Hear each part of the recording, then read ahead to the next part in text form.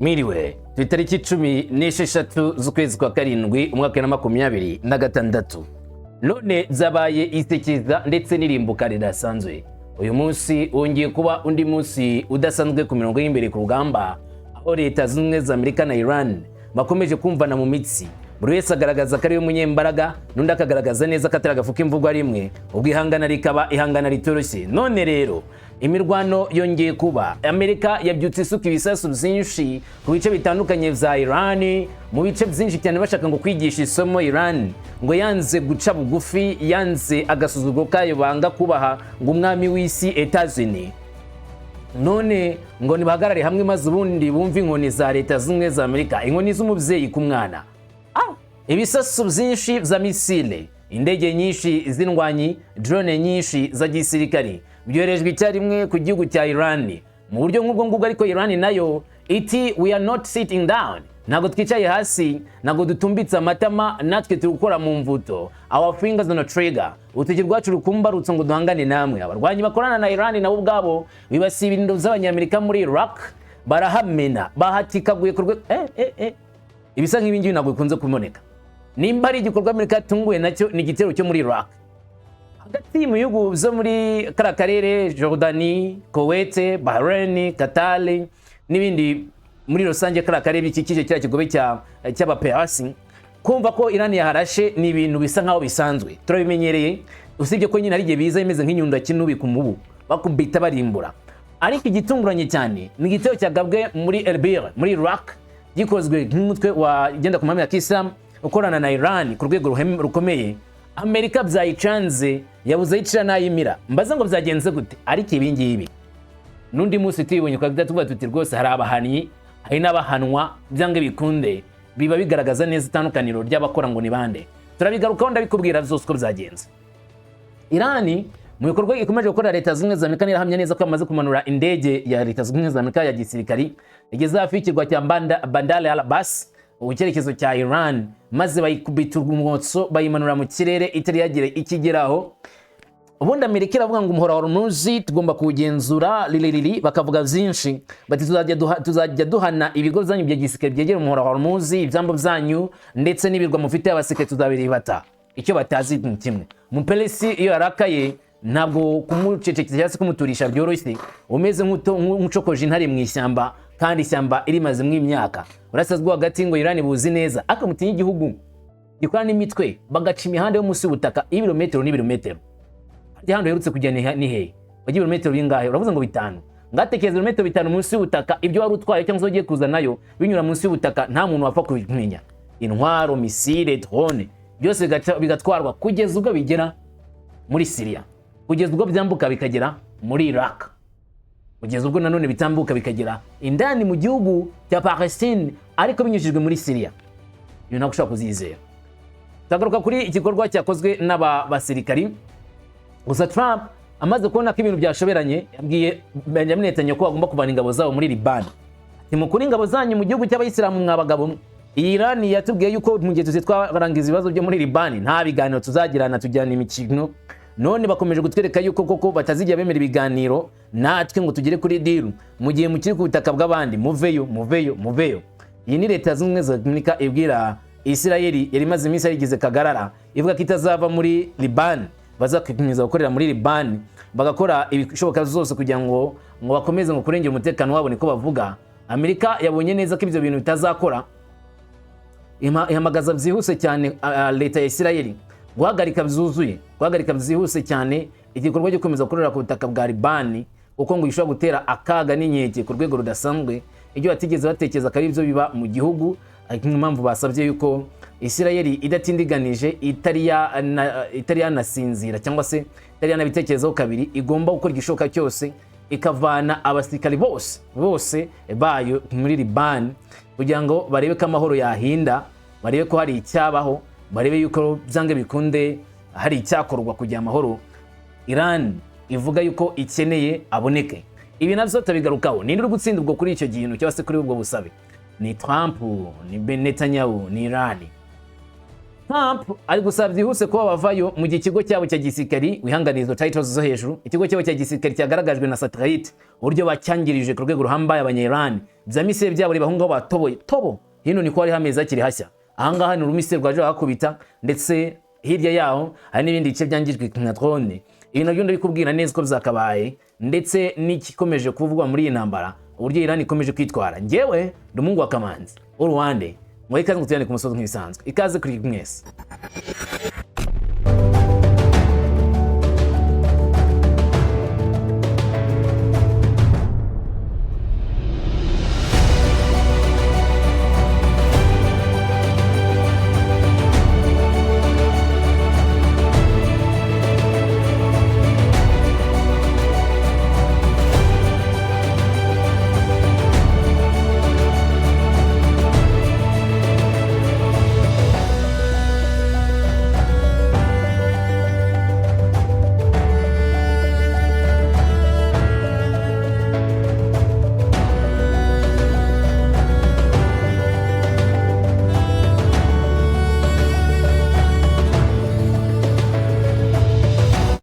ngaho nyemerera duhere ku mirongo y'imbere ku rugamba kubiri kuvugwa byose nyirizina uko zakabaye muri ino bikorwa by'intambara igikomeje gukorwa n'ukurushanya imbaraga umunyembaraga gahana mugenzi we uko niko bimeze kuri telling maze bitewe nuko ibiri kuvugwa bya ari byinshi urihangana ugenda utega amatwi kamwe ku kandi dore ku mirongo y'imbere nuvuga ngo turava ku murongo umwe tujya ku wundi tuva ku wundi tujya gutyo nyine ariko biragusaba kubyitaho cyane bitewe nuko buri ntambwe nageze kwikuba mu byashize intambwe yose bira murasazwa hagati igena ejo hazaza twara hameze wumvishe Iran ivuga ku byo muri Liban bamwe babigira imikino ariko muri kubona icyo biri kuzana wumvishe icyo Iran yavuze kuri Hormuz mu bigira imikino dore ibyo byazanye none uyu munsi Iran wageze yaramanje gutanga umuburi ubwira Leta Zunze Ubumwe za Amerika ko adakwiye kongera kugaba igitero kuri Iran ko niba gaba igitero kuri Iran izakora none icyo bita irimbuka izakoresha imbaraga zibaho n'izitabaho bazabona isura nziza ya Iran none ikibazo kizarangizwa mu buryo bw'imbaraga ariko mbere gato ko mbitangira Donald Trump yabanje atera ubwoba Iran abwira ko bagiye kuzarasa ku bigo byabo byose ariko abasaba ko bakemera deal na Leta Zunze Ubumwe za Amerika bakagira amasezerano basinyana ku bijyanye no guhagarika imirwano kugira ngo bashakishe uburyo bagera ku mahoro arambye babona amahoro yuzuye murasaza bwo hagati Iran isa naho ibakwebse irabwira iti arababeshyesha acha brag tujye kumeza biganiro mwebwe muri kuturasa twese twakubiswe ngo twemere gukubitwa nta mwana bakubita kemera gukora icyo bamubwiye ebwe ntago dukangwa n'iyo mijugujugu yanyu nidukangwa n'ivyo bisasu byanyu mu bizane tubisame cyangwa se bidukubita ariko natwe tubakubita nidutinya gupfa dutinya gasuzuguro icyo nicyo Iran ivuga bo ntago kwicwa kwa bapfa ari ikibazo ahubwo bapfa bari kugukubita nawe icyo nicyo kibazo cyabo bwabo nimba ari gupfa bari gukubita rero nta kibazo byagenze gute uyu munsi tariki 16 z'ukwezi kwa gatandatu kwa karindwi mwaka 2026 amakuru akomeje kuvugwa murasazwa bwa hagati Iran yongeye kujya munsi bitero biremereye under attack ni bitero bidasanzwe byakozwe na Leta Zunze Ubumwe za Amerika nkuko bizemezwa undi munsi ibitero biremereye bya Leta Zunze Ubumwe za Amerika byafungutse mu saa ya karekare none tariki 16 byerekeza kuri Iran igisirikare cya Leta Zunze Ubumwe za Amerika cyereje ibitero bisobanutse neza kuri Iran birimo urunyurane rw'ibikoresho bitandukanye byifashishijwe aho iturika ryumvikanye mu gace ka Kashem n'ikirwa cya Kashem Bandar Abbas ndetse na Chebahal hagabwe ibitero bidasanzwe iturika rikomeye ryumvikanye cyane mu gace ka Khormashabad naho hakubiswe igitero muri Iran aka gace kakavuga kari gacumbikiye uburinzi bw'ikirere bwa Iran uku kwaha guhangana murasazwa bwa hagati ya Leta Zunze Ubumwe za Amerika na Iran kuje mu gihe nanone nta ruhande rwemeye guca bugufi amakuru yaramaze iminsi avugwa mu Leta Zunze Ubumwe za Amerika zagabye igitero mbere yo guteguza Iran yuko bashaka kwirengera ingaruka z'ibishobora kubaho Iran yahakanye ibyo gushyira intwaro hasi cyangwa se kwemera guca bugufi kuri Leta Zunze Ubumwe za Amerika kuko Iran ifite isomo cyangwa se ihame rivuga ngo ntabwo twe turasi isasu rya mbere ariko nitwe turasi isasu rya nyuma byumvishe neza so barasi isasu rya mbere muri bake ntabwo bagashoza ntambara gusa nibo barangiza intambara niba bagabyeho igitero sawa icyo gihe nyine witwa ko watangije intambara ushobora no kwica benshi ukibatangizaho ariko umenye ko utari uzayirangiza ntabwo uzarasa isasu rya nyuma uretse gato urashobora kuvuga uti ariko Amerika urayizi yego turayizira akazi ariko dusubire mu minsi ishize muri bya bitero by'iminsi 12 ninde warashe isasu rya nyuma koko Iran imaze kurasa kuri cya kigo cya Leta Zunze Ubumwe za Amerika Prince Sultan ndetse bakamarasa na Al Udeid yo muri Qatar. Amerika isagarika ibitero ntuvyibuka. None se mu minsi ishize ya minsi 40 byagenze gute? Iran yarashyize igisasu cya nyuma ku bindiro bya Leta Zunze za Amerika. Nibi ngibi rero Iran iti we are still Persians. Bacyaba Peresi ntabwo twitwahinduka. Tehran nayo ivuga ko igomba kugaba ibitero bidasanzwe kuri Leta Zunze za Amerika ikabumvisha neza ikabahana yihanukiriye. Iran ikoresha misile, drone ndetse n'ibitero bitandukanye byoherejwe mu bice bitandukanye cyane by'ikigobe cy'aba Perse. Ni ikigobe Iran iri kuvuga yuko kirimo abagambanyi benshi ibihugu bikorana na Leta Zunze za Amerika. Muri misile imwe wohereje umva amagambo bayanditseho ni ku rukuta rwabo bashyize hanze bashyiraho amagambo banditse kuri misile boherereje Leta Zunze za Amerika ngo ibiryohewe n'uwo muvumba bayoherereje bagize bati Trump wants to wage his fight against us with a business strategy whereas Iran fights with the backing of divine traditions so let him go down. Trump ashaka kuwagura intambara kuri twebwe ashaka kudushyiraho intambara yifashishije business ze ashaka, nyamara Iran irarwana ifashijwe n'Imana. Mureke Trump arwane ku giti cye azabona irimbuka rye. Ibirindiro bya Bahrain, Kuwait, Jordani zose byagabwe ibitero n'igihugu cya Iran kuva ku munsi wa tariki 14 tariki 15 n'uyu munsi niko bikimeze. Iran yatangaje ko ibitero zabo za drone byasiriye ibigo bitandukanye agace ka Azraq Base ko muri Jordani n'ibirindiro by'igisirikare bya Leta Zunze za Amerika ndetse ngo barabyangirije cyane. Iran nanone kandi yavuze ko ibitero zabo byibasiriye nanone Kuwait Ali Salem Base tugiye tubigarukaho kanya kari imbere nkwereka amashusho. Ariko Trump yavuze ko Iran igomba kuzatsindwa byanga byakunda. Yagize ati Iran will be soon defeated. Izatsindwa vuba cyane ntago bizatinda. Trump nanone kandi yongeye guteguza amakimbirane akomeye cyane ku bikorwa remezo by'ingufu muri Iran, ashaka kuzasenya inganda, azasenya ibiraro, azasenya imihanda, ibigo by'amashuri n'ibindi. Perezida yateye ubwoba yuko ibingibi bizababaza leta ya Iran cyane cyane mu gihe azamaze kurasa ku bigo bitanga amashanyarazi ndetse n'ibiraro. Iran izumva neza igisobanuro cyo gukomeza kurwana na Amerika. Trump yagize ati ibitero bizagerwa kuri Iran bizabihagije cyane kandi bizagarara uko mvuze nti noneho it's enough, birahagije. Ejo hashize Iran yavuze ko abasirikari 30 ba Leta Zunze Ubumwe za Amerika bishe byibura abandi bantu benshi mu bitero bimaze iminsi kugabwa muri leta ya Iran, uko ngo haraka ikirwa bakoreragaho cyangwa se twakitikiga ikigo cya gisirikare bakoreragaho bakarasa muri Iran. Iran irimo kubabara nabirazira irabahonda isuka misile sinzi mba warokotse. Ibingibi rero bishobora guteguza nanone akaga gakomeye kurusha uko twe twiteza ibintu byinshi, ndetse bisa naho hari akaga gadasanzwe kari kugura Leta Zunze za Amerika nubwo zaba zitanabizi. Abanya-Iran ngo baba bateza agatego ko kwanga kubumvira Amerika nekibwira neza kugira ngo bayumvire, yaraza gukoresha imbaraga bikarangira biteye ikibazo gikomeye cyane kuruta uko ibintu zari bimeze. Barabu bakorana na Iran icyo bakoreye Leta Zunze za Amerika ratubwo ntago ari ikintu gikaze. Bitwa ni abarwanyi b'Abarabu bo muri Iraq bakoze igitero gikomeye. Nibisasu bishya byahungabanije akarere ka Kurdistan muri Iraq bitera ubwoba imirwano hagati ya Amerika na Iran ishobora gukwirakwira mu bihugu byinshi.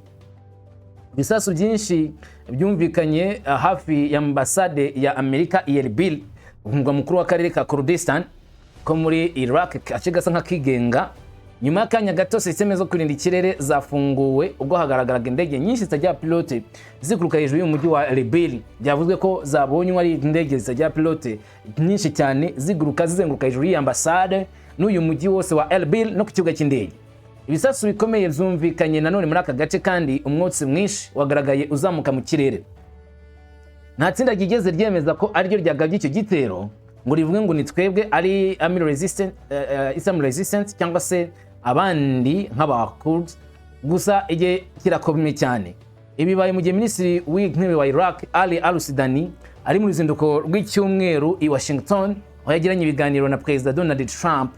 Ibi kandi bije mu gihe akomeje kugaragara izamuka ry'ibikorwa bya gisirikare hagati ya Leta Zunze za Amerika na Iran, aho impande zombi zirimo zigaba ibitero mu karere kose. Uretse gato Minisitiri w'Intebe wa Iraq kuba ari muri Leta Zunze za Amerika, Leta Zunze za Amerika zikaba zikorana na leta ya Iraq mu bijyanye n'ubufatanye. Hanyuma ngaha muri Kurdistan hakaba hari umutwe w'abakurde uyu nguyu ukorana na leta zimwe za Amerika by'umwihariko CIA wari ufite gahunda yo gutera intambara yo ku butaka muri kara karere cyangwa se mu gihugu cya Iran ngo bavane ubutegetsi bwa RGC. ubwo ni make bagomba kuba backed by CIA cyangwa se leta zimwe za Amerika bagatera Iran bakavanaho IRGC. Ibyo ngibyo Iran ikabibizi neza, gusa aho ngaho nari muri Iraq akaba ari Islam Resistance bakorana na Iran batemera abakurdist ndetse n'ubutegetsi buriho muri Iraq. Ntabwo byumvise bisubiremo, n'abarwanyi babanya Iraq bari mu gice cya Kurdist ariko bafite inkomoko muri Iran batemera ubutegetsi bwa Iran buriho ubu ngubu. Gusa abakurde bakaba barimo uruvange rw'abantu batandukanye, harimo abakurde bo muri Turukiya, abakurde bo muri Iraq, n'abakurde bo muri Syria, abakurde bo muri Iran. Gusa ikiriho abenshi bakabahuriza hamwe umutima buryo bashaka ngo uzagenzwa kara karere kose. Kugira ngo byumve neza, reba nk'abatalibani muri Afghanistan. Abatalibani bararwana ariko ukabona ko bashaka kugenzura akarere usibye nk'igihugu nubwo bahereye ku gihugu. Niyo cyatumye bashaka kubahangana. Impamvu rero batagiye batsinda inshuro nyinshi nuko baga bari contraire leta z'ubumwe za Amerika. Abakurdist bakorana na leta z'ubumwe za Amerika ndetse nafatanye ko leta z'ubumwe za Amerika bakorera hafi ya Erbil. Hanyuma aba bakurudi mu gihe bari mutegura ivyo bikorwa, leta z'ubumwe za Amerika zifite abasirikari n'ibintu bya gisirikare ngo muri Iraq. Bivuze ngo kubona renfort, ibikoresho n'ubumenyi biroroshye cyane kuva mu bigo bya leta z'ubumwe za Amerika bijya muri abakurudi. Gusa icyo gihugu kimwe ndimo kuvuga cyitwa Iraq kikagituwe n'abandi bantu bitwa Army Resistance bagenda ku mategeko nanone y'abasuni ariko babashia. Ni make bari mu gihugu cy'abasuni ariko amame yabo n'agishia ni kimwe na Hamas, Hezbollah n'abahuti. Aba bakorana cyane na Iran bari muri Iraq. Hanyuma hakaba nanone amakuru conjunction iragati leta zimwe za Amerika na Erbil militia cyangwa se bano ba Kurdist. Bikahita bivuga yuko Iran ibikurikirana isata burenge cyangwa se isata burenge umunsi kundi ibyo barimo gukora. Mu minsi ishize byavuzwe yuko abakurudi bashaka kwinjira muri Iran ugaba igitero bakavuga ubutegetsi bw'abayatora, bagashyira ubutegetsi bwabo n'ubuvana ubutegetsi bwa RGC, bagashyira ubutegetsi bwabo aho leta zimwe za Amerika ngo iri mu bantu bateguye cyane cyane ashaka kuzajya gutegeka muri Iran. Hanyuma rero kuko abakurudi aribo bantu bashaka guterwa inkunga bagatera Iran bititwe ko ari igihugu cyateye ikindi gihugu. Ejo bundi bumvise Trump navuga ngo bishoka cyane cyane ko twazagaba igitero kuri Iran dukoresha abafatanyabikorwa mu karere atari ingabo zacu leta zimwe za Amerika zigiye muri Iran. Nayo mpamvu ikibazo cyo muri Iraq kitajya kirangira.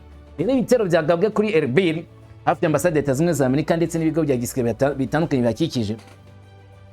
Ntabwo ramenyekana neza aho byaturutse ariko amakuru amwe akavuga ko bitavuye muri Iran rwagati, ko byavuye mu kandi gace karimo nyine baba Islamic Resistance baje guhangana na bagenzi babo Kurd.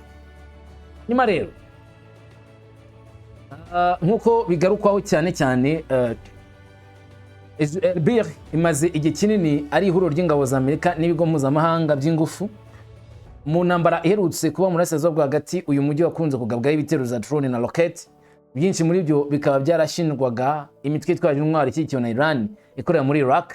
Amakuru avuga ko imitwe ishyigikiye na Iran yagabye ibitero birenga 600 ku nyubako za gisirikare za Amerika muri Iraq mu gihe cy'intambara, ivuga ko yari irimo gushyigikira Tehran. Iyi mitwe nyine itwara gisirikare. Nubwo amasezerano yo guhagarika imirwano adakomeye yatangiye mu ntangiriro z'uyu mwaka, umwuka mubi wakomeje kuba mwinshi.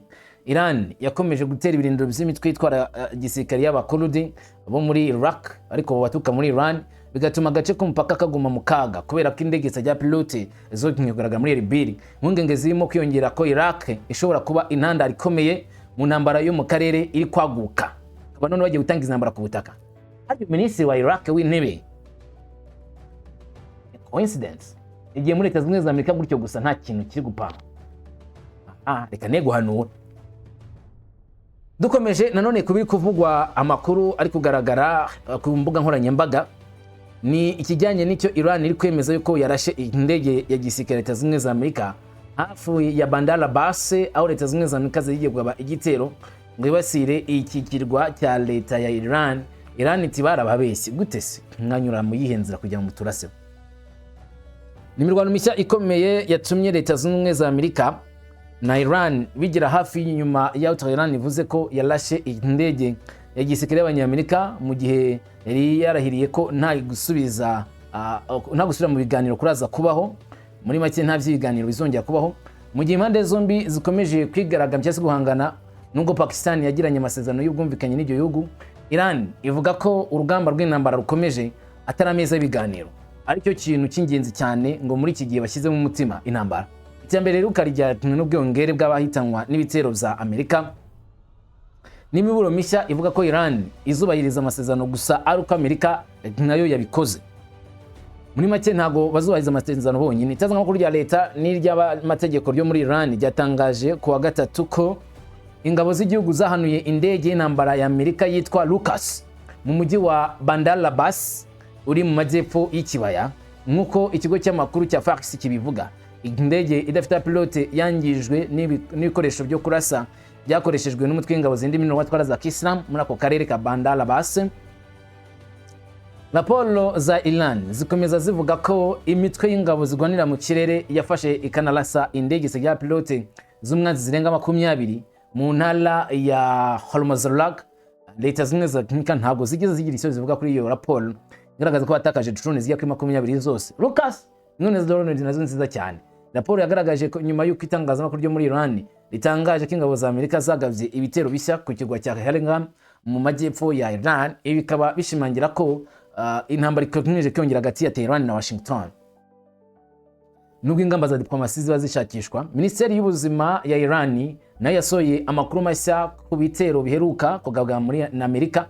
Umuvugizi wa minisiteri yavuze ko abantu bagera kuri 35 bishwe n'abandi bagera ku 300 barakomereka muri uku kwezi, aho benshi baguye muri iki gikorwa baturutse mu ntara zo mu majyepfo ya Iran, aho leta zimwe za Amerika zikomeje kugaba ibitero.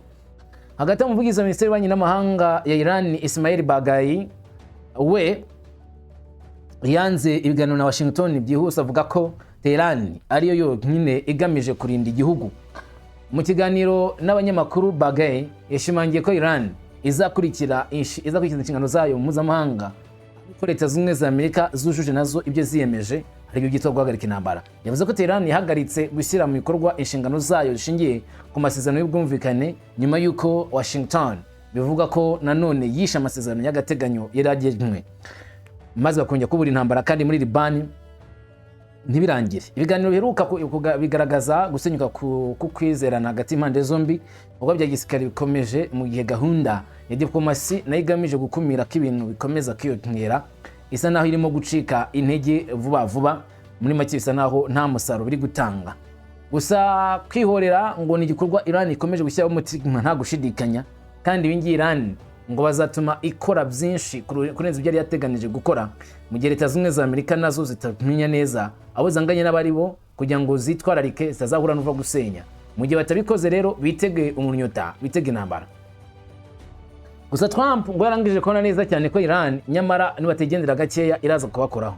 Niyo mpamvu yasabye leta ya Israel kuvana ingabo zayo byihuse cyane mu gihugu cya Liban, nta guhagararayo nta no gutindayo, nta gutindiganya, kugira ngo bitegura kubona amahoro cyangwa se bareko babona amahoro nta Iran bashinja. Trump arashaka ingabo za Israel ziva mu bihugu byo mu burasirazuba bwo hagati. Netanyahu avuga ko bazagumayo, nyamara kandi nanone afite ibikorwa ba hafi mu burasirazuba bwo hagati barimo gukurana mu byerekezo bitandukanye. Ngo Axios bivuga Trump yasabye Netanyahu gukura ingabo za Israel mu majyepfo ya Syria no gutangira gukura ingabo mu majyepfo ya Liban. Amenyesha ko gukomeza kuba kw'abasirikare ba Israel muri ibyo bice bishobora guteza umutekano muke aho kubuza uwo mutekano muke kuba utabaho. Mu kiganiro kuri telefone mu cyumweru gishize, Trump bivuga ko yabwiye Netanyahu ko kohereza ingabo za Israel muri Syria byari birimo gutera umwuka mubi. Ubutumwa bwe bwari bworoshye, ntibashaka ko zikomeza kubayo, ngo akwiriye gukorera ahandi. Aho perezida wa Amerika yatanze ubutumwa nk'ubu ku bijyanye n'ingabo za Israel ziri muri Liban nanone mu majyepfo ko naho zigomba kuvayo. Bivugwa bije mu gihe ubuyobozi bwa Trump bugerageza kuvugurura umutekano mu karere nyuma guhura na perezida wa Syria Ahmad al-Shara. Ku ruhande rw'inama ya OTAN ibera muri Turukiya, Washington yakomeje gushikariza ko habaho gahunda nshya y'umutekano hagati ya Israel na Syria. Muri icyo gihe kandi Amerika irimo kugerageza gushyira mu bikorwa amasezerano yo kumvikana hagati ya Israel na Liban. Ingabo za Israel zizava muri Liban mu majyepfo kugira ngo umutekano wuzure, ariko Israel ntago ibyo byose byemera. Guverinoma ya Netanyahu ivuga ko kubungabunga ingabo kubungabunga agace ko majyepfo ka Syria no majyepfo ya Liban ari ngombwa kugira ngo hirindwe ikindi gitero cyambukiranya imipaka n'igitero cyo kuya karindwi kakira cya Hamas. Abaminisitiri benshi bakuru wa Israel ndetse basabye ko habaho igisirikare ubwo kigiye kirekire muri utwo duce, hamwe hakaba hashyirwa ku mugaragaro nk'imidugudu y'Abayahudi, muri make bakagira ahantu hitwa ko harangije gufatwa. Nyuma yaho Trump ahamagariye ibiro bya Netanyahu byakomeje kuvuga ko Israel isaba ko uturere tw'umutekano ku mipaka yayo dukomeza kubaho, bigaragaza ko nta gihindutse ku mwanya bari bahagazeho. Mu by'ukuri igisirikare cya Israel bivugwa ko cyanze ibitekerezo by'uko hazabaho ikurwa ry'ingabo mu buryo bw'akarakare muri turere. Ashinzwe ingabo babwiye Jerusalem Post ko nta mpinduka zabayeho haba muri Syria cyangwa se Liban. Iki si cyo kimenyetso ngo cya mbere cy'amakimbirane hagati ya Trump na Netanyahu. Mu mezi ashize nanone raporo zagaragaje ko Trump yanenze mu ibanga ibitero bya Israel muri Liban kaka atari ibitero bifite ubwenge. Mu mezi ashize Trump yanenze kandi kenshi ibitero bya Israel muri Liban, ashidikanya ku cyemezo cya Netanyahu ndetse agaragaza ko ababajwe n'ibikorwa yatekerezaga ko bishobora guhungabanya umutekano w'akarere kose. Ku itariki 14 Kamena 2026 Leta Zunze Ubumwe za Amerika na Iran bari basigaye amasaha make gusa ngo bashyire umukono ku masezerano yo guhagarika intambara. Hanyuma isaha imwe mbere y'uko amasezerano ashyirwaho umukono, Israel yagabye igitero cy'indege kuri Beirut, umugwa mukuru wa Liban. Trump yabwiye Axios ku mugaragaro ibyakurikiye ko ari ibibi. Yagize ati nibi cyane sinashoboraga kuzemera. Isaha imwe mbere y'uko dusinya. Hanyuma yerekeza kuri Netanyahu ati kuki Bibi yagombaga gukora igitero cy'ubusa. Nararakaye cyane, namubwiye ko nta bushishozi afite, namubwiye ibyo ngibyo. Ibyumweru bibiri imbere yaho kiya mbere Kamena, Trump yari yongeye kuvugana na Netanyahu kuri telefone kubera kwiyongera kw'amakimbirane muri Liban. Nk'uko byatangajwe n'abayobozi babiri ba Amerika n'uwa gatatu yamenyesheje ibiro ntaramakuru bya Axios ko Trump yabyutse abibasira. Mu gusohoza amagambo ya Trump, umwe mu bayobozi ba Amerika yagize ati Trump yavuze ngo wasaze, wari kuba uri muri gereza y'abatari ngiye uri ku butegetsi gusa ku bwagenda kurokoye. Wese yanga Israel kubera iki? Undi muntu yavuze ko Trump yigeze gusakuza ati uri gukora iki? Fuck. Nubwo Washington ikomeje kwemeza ku mugaragaro ko ishyigikiye Israel mu buryo budasubirwaho, ibiganiro inyuma y'ibiganiro bisa nkaho bigoye cyane bitewe n'ibikomeje kuba ku buryo bwo kurinda akarere ngo Israel ikwiye kubaha ibyo byemezo byafashwe kujya hirindwe ko intambara yakomeza gututumba mu karere kose muri rusange. None Israel kitaremera kubana ingabo zabo muri Hezbollah, muri Liban aho bahanganye na Hezbollah. Israel ikitaraza kwemera ikisabwa na Leta Zunze Ubumwe za Amerika. Biraza kugenda ute? Gusa Leta Zunze Ubumwe za Amerika zitimutanabyemera, akaga kazabaho muzakirengere mu bwanyu, nimwe muzamuziteye. Twebwe Amerika turakire, nitwifuza ko intambara zikomeza, ni bamwe bwe mwifuza ko intambara zikomeza, ibyo ni bibareba. Hanyuma tujye kuri kino kigo cya Leta Zunze Ubumwe za Amerika cyarashwe bikongera gutera ikibazo gikomeye. Ni ikigo boom cyaturikijwe ku rwego rudasanzwe. Gusa mbere yaho reka nkubwire yuko hari indege ya Leta Zunze Ubumwe za Amerika ya MQ-9 Reaper irasuye mu muhora wa Hormuz kuri uyu munsi wa 16 na makuru angezeho nonaha. Ni indege yari yerekeje ku bwato bwa gisirikare bwa Iran muri Hormuz, bivuga ko buri gukumira andi mato atwaye ibicuruzwa kunyura muri ya muhora wa Hormuz. Maze Leta Zunze Ubumwe za Amerika zohereza MQ-9 Reaper, imwe muri za drone zihenze, ngo bajye kurasa kuri ubwo bwato. MQ-9 Reaper ikigera hejuru ya Hormuz isihura n'umujinya w'abanya-Iran bahita bayimanura by'ako kanya itari yagera ku ntego zayo. Bivuga yuko ubu ngubu akarere kose kumvisha igiturika bagatamya kari MQ-9 Reaper kuko ibisigazwa byabo byagaragajwe na Iran.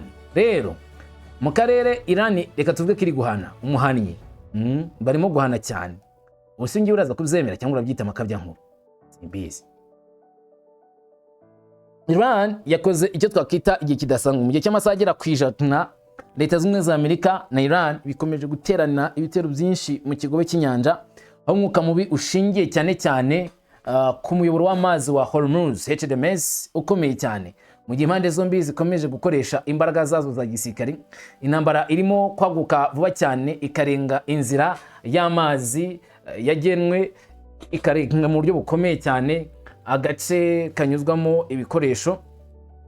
Sino ry'abashinzwe impinduramatwara rya Kisilamu ya RPC nkuko bivuga amashusho akomeje kwirakwira ku mbuga nkoranyambaga agaragaza aya satellite nk'ingaruka zimwe mu bitero byabo bakoze ku kigo cya Leta Zunze Ubumwe za Amerika mu kigo cy'inyanja. Amashusho asa nkaho agaragaza igitero cya misiri cyangwa se indege itagira pilote za Iran zagabye igitero ku kigo cy'indege cya Al Udeid muri Qatar, kimwe mu bigo binini bya gisirikare muri Amerika muri Asia bwa hagati. IRGC ivuga ko igitero cyasize ahantu hanini hamezwe 25 hangiritse muri hangari yo kubungabunga cyangwa kubika mu bikoresho by'ingenzi cyane, ngo bayishenye bayituritse. Ariko Iran ntabwo iragarukira ngaho gusa, ahubwo imirwano ikomeza gukomera, ngo Tehran yashyize andi mashusho hanze mashya ivuga ko yerekana uko ibitero byo biheruka byagenze bari kwerekeza ku ntego za gisirikare za Leta Zunze Ubumwe za Amerika, ikigo cy'indege cya Ali Aslak muri Jordani. Nk'uko Iran bivuga, icyo gikorwa ngo kibasiye indege z'intambara za F-18, indege nini cyane za Leta Zunze Ubumwe za Amerika n'ibindi bikoresho bya gisirikare ubwo bakubitaga kuri icyo kigo. Ingabo zindi binatwara za Iran IRGC zakomeje kuvuga ko zagabye igitero ku bibuga bya hangari byarimo indege z'intambara za Amerika, ndetse banasenya indege nyinshi z'abanyamerika zajya pilote MQ-9 Reaper z'imindo za Jordania. Ibi birego kandi byatangajwe cyangwa se raporo zavuzwe n'ikigo cy'amakuru cya Fars cyo muri Iran, nubwo bitaremezwa ku giti cya Amerika ubwayo. Amakuru aturuka muri Tehran nuko ngo ari igikorwa ari kwereka Leta Zunze Ubumwe za Amerika ko bagishoboye gukora kandi batari badambika intwaro hasi, bagishoboye kwirwanaho, kandi nubwo Amerika bavuga ko ngari igihugu gikomeye. Muri iki gihe imvugo ituruka i Washington nayo irushaho kuba mbi cyane, basa naho batari gutanga icyizere. Perezida wa Leta Zunze Ubumwe za Amerika Donald Trump yongeye gutanga umuburo ko Leta Zunze Ubumwe za Amerika ishobora kwibasira ibikorwa remezo by'abaturage ba Iran keretse Tehran yemeye gusubira ku meza biganiro. N'amagambo avuzwe na Donald Trump ku giti cye. None kangubaza akabazo, uko Rwanda n'abasirikari mukarwana rukabura gica, maze kagera aho ngaho ukarasa ku isoko ry'abaturage, ukarasa ku kiraro abaturage banyuraho, ukarasa ku mashuri, ukarasa ku muriro w'amashanyarazi, watsinzwe watsinze. Uravuga ngo uri kurwanya intambara y'iterabwoba, ni wowe ubivuze. Ntabwo ari wowe gusa, n'abandi niko bari kubibona. Gakomeza utegereza iminsi iri imbere ikihatse muri ino ntambara yo muri Asia bwa hagati, uzamenya nuko izarangira. Ngushimire kubana natwe buri munsi. Njyewe Rumungu wa Kamanzi mwifurije gukomeza kugira byiza, ugubwe neza, amahoro.